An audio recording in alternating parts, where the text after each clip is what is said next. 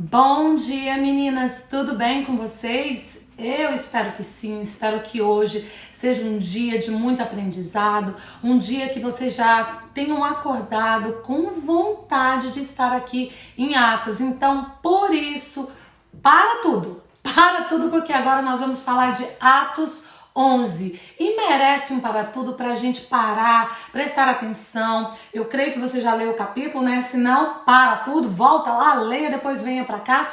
Mas hoje a gente vai falar, tem uma coisa muito importante aqui nesse capítulo. Aliás, gente, vamos combinar que Atos é muito bom. E Atos, todos os capítulos têm algo diferente. Algo que nos mostra sobre como a igreja primitiva era e sobre os ensinamentos que nós ainda temos que trazer para os dias de hoje. Então a gente terminou ali o capítulo 10, né? Antes de falar que nós terminamos o capítulo 10, como eu sempre falo, não dá pra entrar no capítulo 11 e não falar um pouquinho do capítulo 10, que foi muito bem falado pela minha amiga Jéssica. Mas pra gente entender um pouquinho o que tá acontecendo aqui em Atos 11, tá muito ligado com o que aconteceu ali em Atos 10, né? Que é sobre a visão primeiro de Cornélio, o anjo manda ele buscar Pedro, o anjo aparece pra ele e fala, ó, manda a gente pra buscar Pedro, porque você precisa ouvir desse moço aí chamado Pedro. E ao mesmo tempo, Pedro tem uma visão, onde ele vê um lençol com 4 pontas, e aí ele vê todos os tipos de animais, e ele ouve uma voz, e essa voz diz pra ele, olha, mata e come. Ao que ele responde, né? Tá doido? Que vou matar e comer? Eu nunca na minha boca entrou nada impuro, nunca comi nada que fosse considerado impuro. Porque lá no Antigo Testamento, lá em Levíticos, tem uma lei, a lei de Moisés, e ele vai falar sobre as coisas impuras, sobre as coisas que poderiam ser e não serem comidas. E o judeu, ele seguia isso à risca. Não, o que era considerado impuro, ele não botava para dentro. Mas eu quero que vocês lembrem lá, tanto de Mateus, Marcos e Lucas, Jesus falou uma coisa, né? Que o que contamina o homem não é o que vem de fora para dentro, e sim o que sai de dentro para fora.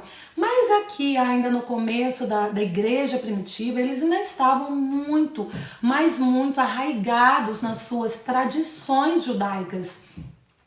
E até mesmo para os apóstolos, né, que andaram com Jesus, eles ainda tinham essa dificuldade de entender, né, de aceitar o novo, que Jesus veio para revogar algumas coisas, veio para trazer uma nova aliança, para mudar alguns paradigmas. Lembra, você que está comigo desde Mateus, eu acho que foi Mateus 5 que nós falamos que Jesus ele vai na contramão do mundo. Então, o que era impuro agora já não é mais. E aí Pedro ouve essa voz, Pedro tem a visão e Pedro ouve a voz falando 1, 2, 3. Meninas, olha o número 3 aqui com Pedro, né? Pedro nega Jesus 3 vezes, depois Jesus pergunta para Pedro 3 vezes, Pedro, tu me amas? Pedro, tu me amas? Pedro, tu me amas? E agora era necessário que Pedro escutasse 3 vezes, falando mata e come.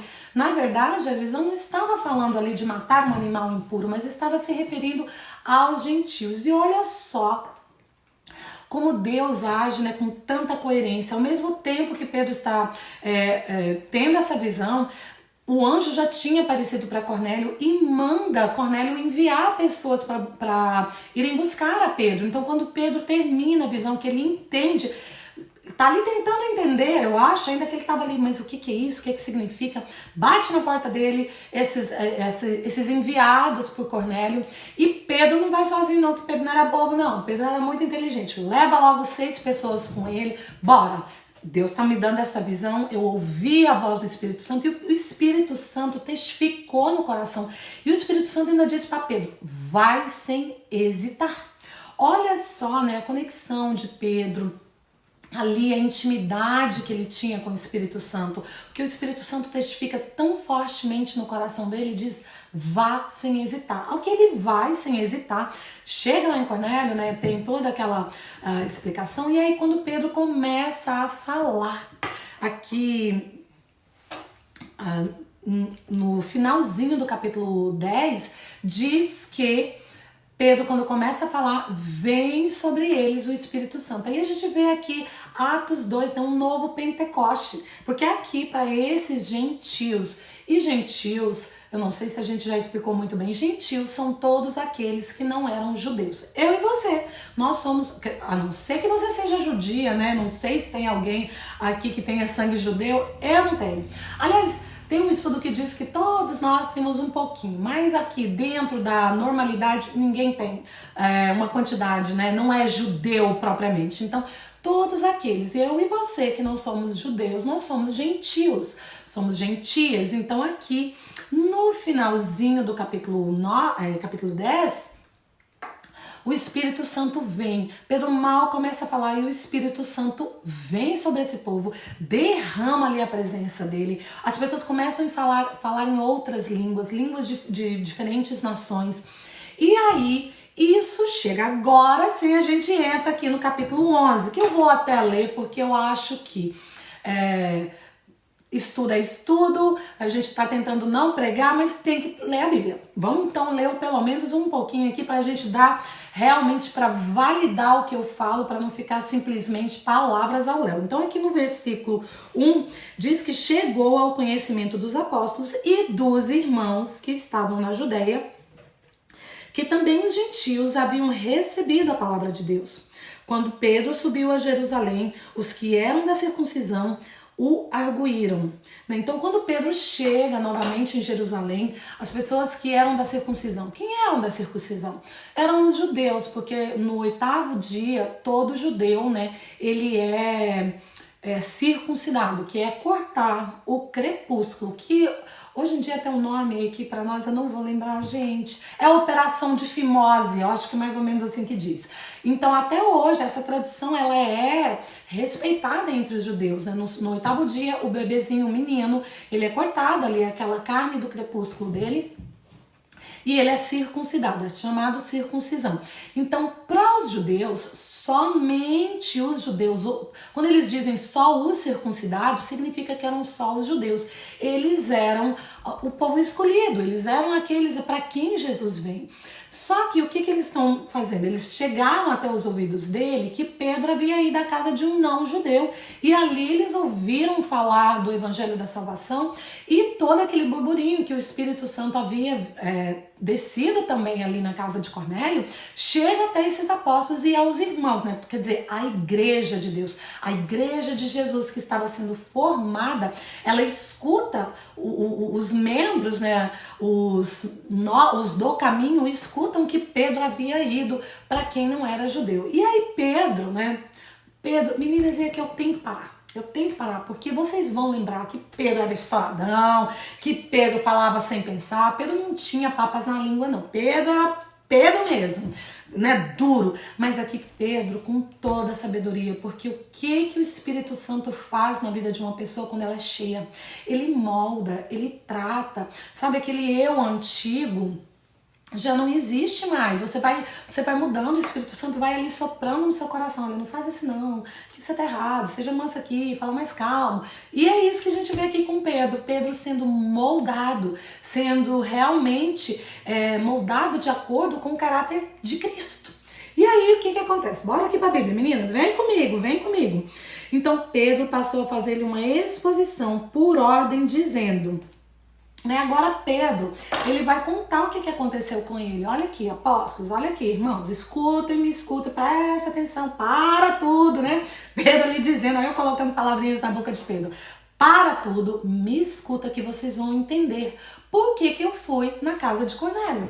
Então Pedro vai contar a visão para eles, vai contar que, né, baixou um lençol, que ele viu os animais e que ele ouviu a voz. E que ao mesmo tempo, né, chegam 3 homens na casa dele para buscá-lo, para levar até a casa de Cornélio. E quando ele chega na casa de Cornélio, acontece tudo isso que a gente viu ali no capítulo 10, que é a presença do Espírito Santo. O Espírito Santo vem, batiza aquele povo e em seguida eles são batizados nas águas também.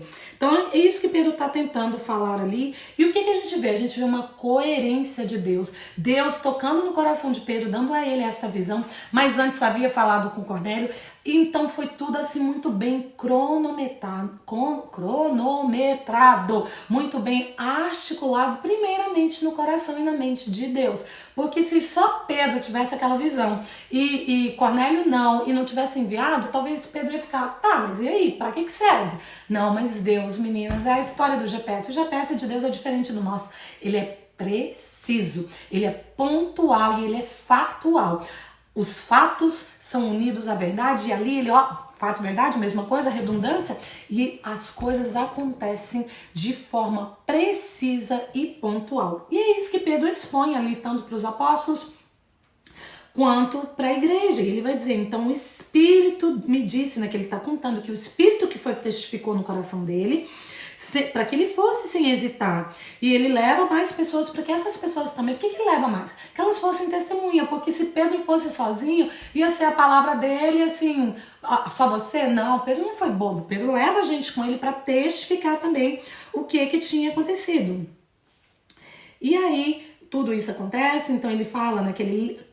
Lá, quando ele estava lá, que tudo isso estava acontecendo, ele vai dizer aqui no versículo 16, ele diz, então me lembrei da palavra do Senhor, quando me disse, João na verdade batizou com águas, mas vós sereis batizado com o Espírito Santo. Olha só, eu vi o próprio Espírito Santo de Deus descendo e batizando esse povo com fogo, com poder, que era isso que Jesus já nos tinha falado, mais do que com água, como era o batismo de João.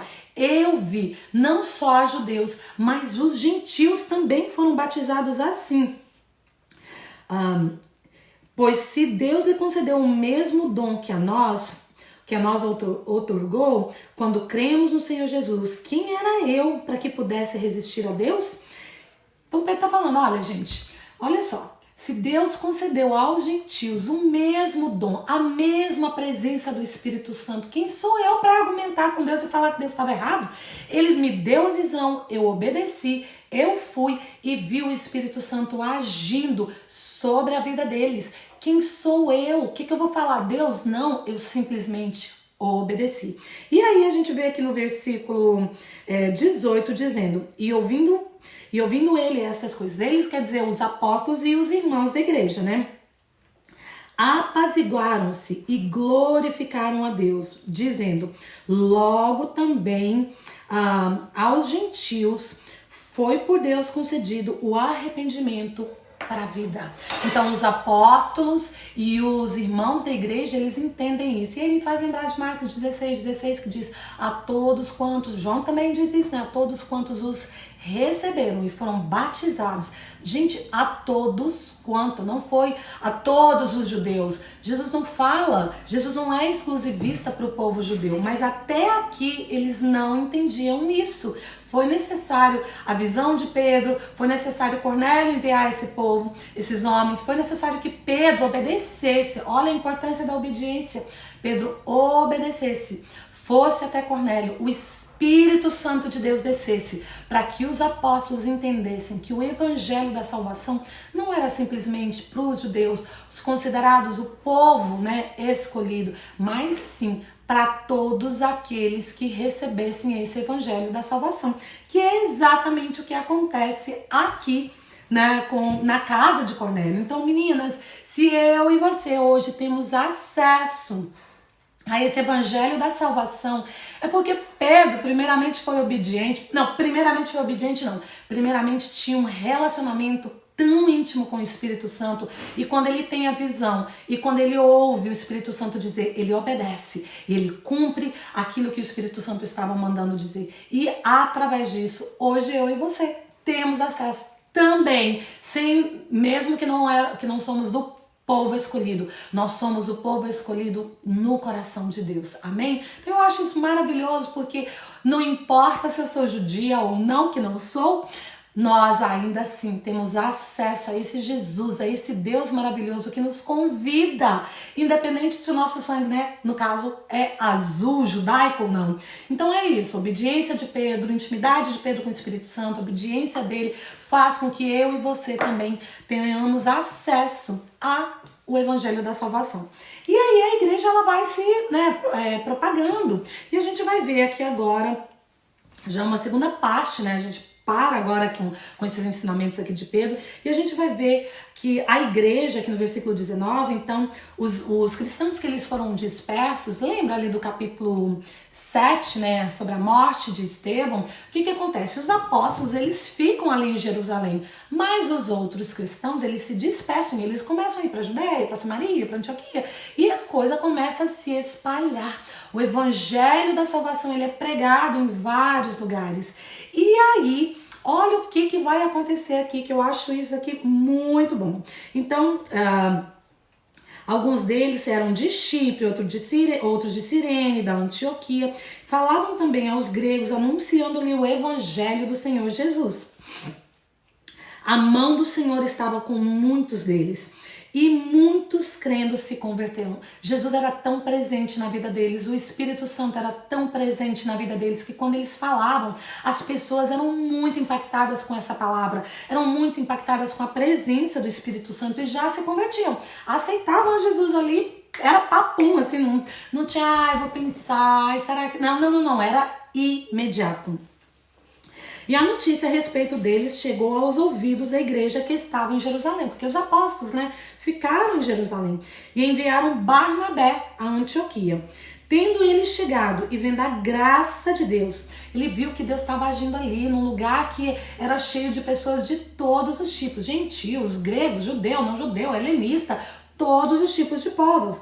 Então, tendo ele chegado e vendo a graça de Deus, ele se alegra e exortava a todos com firmeza de coração que permanecessem no Senhor, porque era homem bom, cheio do Espírito Santo. Novamente, olha aqui a característica de Barnabé, era um homem bom, um homem transformado pelo poder do Espírito Santo, e ele era cheio do Espírito Santo e de muita fé. E quando você é cheio do Espírito Santo e com muita fé, as outras pessoas não têm como não serem impactadas pela sua presença. E muita gente se une ao Senhor, muita gente começa, a se converter, a passar a ser do caminho. E partiu Barnabé para Tarso à procura de Saulo. Então, olha, eu tô aqui, eu preciso de mais ajuda. Foi mais ou menos assim. Barnabé falou, bora lá buscar o Saulo, porque Saulo já havia caído ali, em terra, se convertido, e estava pregando, estava realmente impactando ali em Tarso. Então, Barnabé busca Saulo. Tendo encontrado, levou para Antioquia.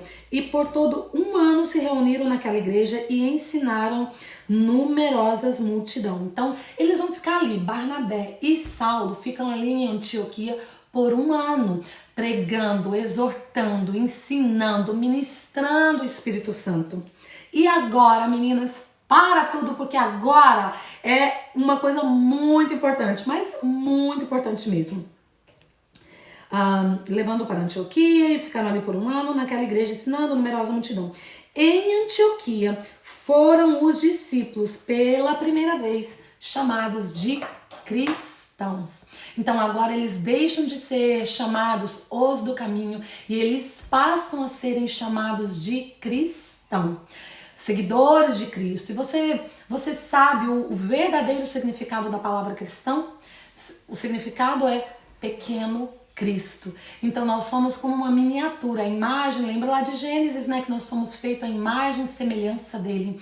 Nós somos chamadas, o nosso chamado, quando nós nos intitulamos cristãs, nós estamos afirmando que nós somos pequenos cristos aqui na terra, representantes do caráter, do poder, da autoridade, tudo aquilo que se assemelha a Cristo. Quando nós dizemos que nós somos cristãs, nós temos que agir como tal. Nós temos que ter a nossa vida baseada no caráter de Cristo, porque é exatamente isso que a palavra cristão significa, seguidores de Cristo, os pequenos cristos. Então, meninas, olha aqui, éramos as do caminho, agora passamos a ser chamadas cristãs, porque seguimos o caminho, mas não só seguimos o caminho, mas seguimos perseverando em buscar o caráter, a presença, a semelhança, tudo aquilo que Jesus, o Cristo, Não basta só seguir o caminho, temos que seguir o caminho